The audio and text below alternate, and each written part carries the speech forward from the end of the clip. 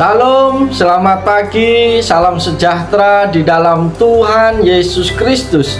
Dengan penuh sukacita dan rasa syukur di hadapan Tuhan, kalau pagi hari ini kita boleh kembali berjumpa di dalam program motivasi pagi.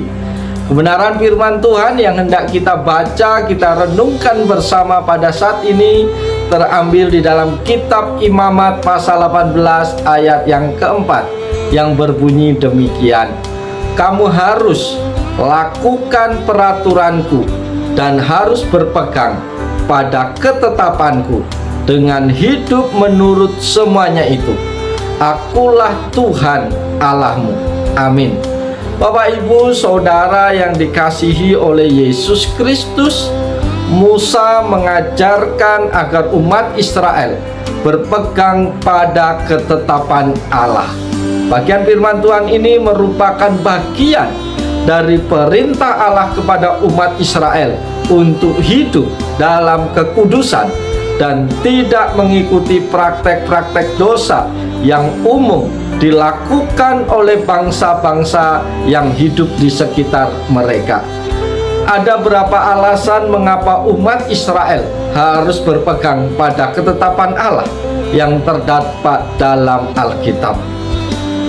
Alasan yang pertama adalah Allah adalah pencipta dan pemilik seluruh alam semesta, termasuk manusia. Sebagai pemilik, Allah berhak menetapkan aturan dan ketetapan yang harus diikuti oleh makhluknya. Kita sebagai manusia harus patuh pada kehendaknya dan mempersembahkan hidup kita sebagai persembahan yang suci baginya. Alasan yang kedua, ketetapan Allah dalam Alkitab telah diberikan sebagai pedoman bagi umatnya untuk hidup yang bermanfaat dan berbahagia. Ketetapan ini membantu kita untuk hidup dengan cara yang benar, menghindari dosa, dan memperoleh berkat dari Allah. Seperti yang tertulis dalam Mazmur 119 ayat 105, firman-Mu adalah pelita bagi kakiku dan terang bagi jalanku. Alasan yang ketiga, Allah adalah sumber segala kebenaran dan hikmah. Dalam Alkitab, Allah telah memberikan ajaran-ajaran yang mengajarkan manusia bagaimana harus hidup dengan benar. Ketetapan Allah memberikan panduan yang jelas bagi umatnya untuk hidup yang benar dan menghindari segala macam dosa dan kejahatan. Jadi, berpegang pada ketetapan Allah merupakan bagian dari ketaatan kita sebagai umatnya. Ketetapan ini membantu kita menghindari dosa dan kesalahan yang dapat menghancurkan hidup kita.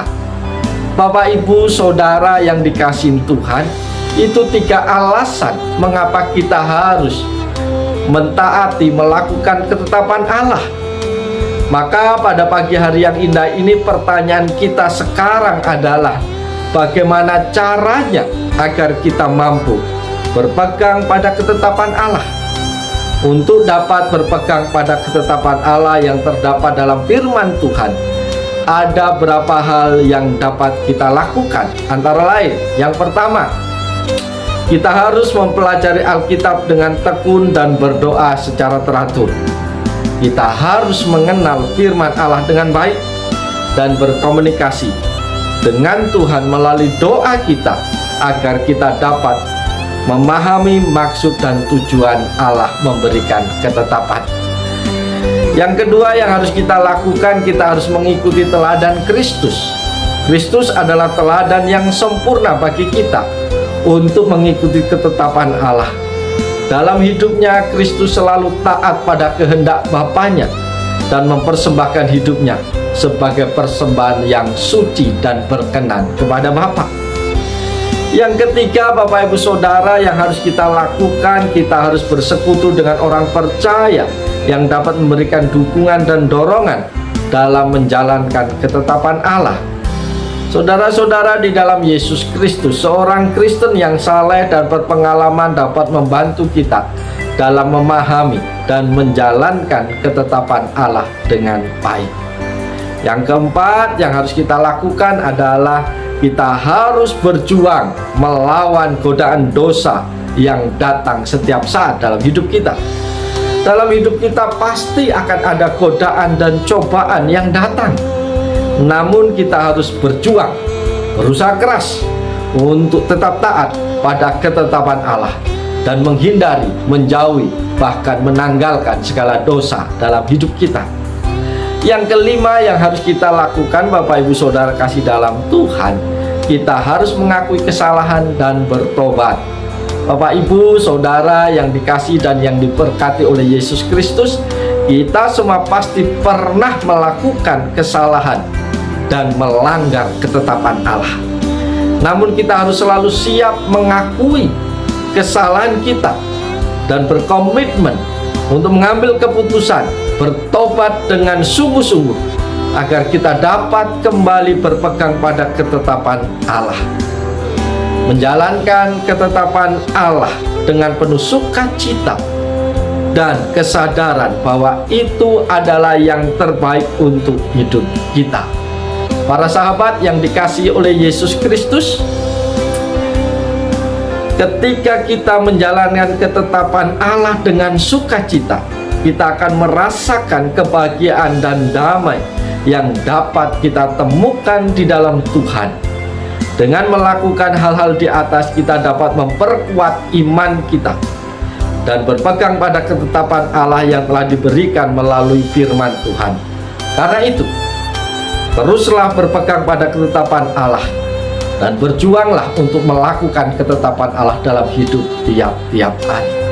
Saudara-saudara di dalam Tuhan, pada pagi hari yang indah ini firman Tuhan telah sampai kepada kita melalui program ini.